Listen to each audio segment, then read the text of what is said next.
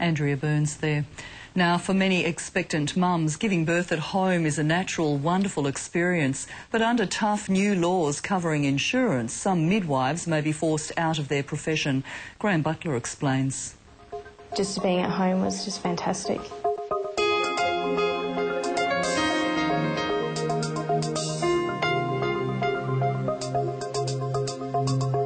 Baby Ezra is playing in the very room he was born just 3 months ago. A home birth that very soon will effectively become illegal. So this basically means that for women wanting to have home births with a midwife in private practice will be illegal. In WA, there are 2 ways a woman can deliver at home with a midwife.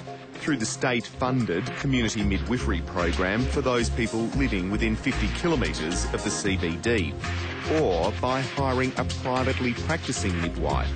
Very soon, the second option will be outlawed. It's an issue of choice.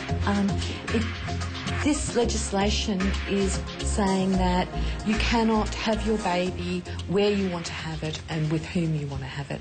Sally Westbury is a privately practising midwife. She says the federal government is about to introduce legislation that would make it illegal for midwives to operate without indemnity insurance.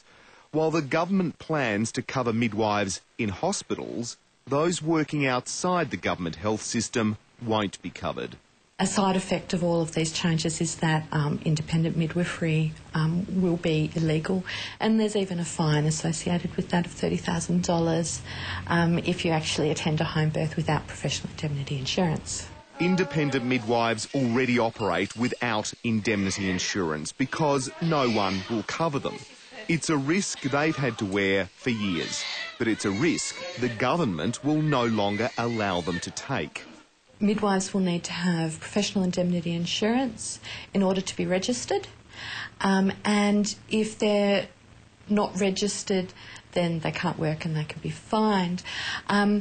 That's really great for most midwives, and everyone should have professional indemnity insurance, but there's no professional indemnity insurance on the market for midwives working in private practice. While in Perth women can still access the state's community program, it's only for those births considered low risk.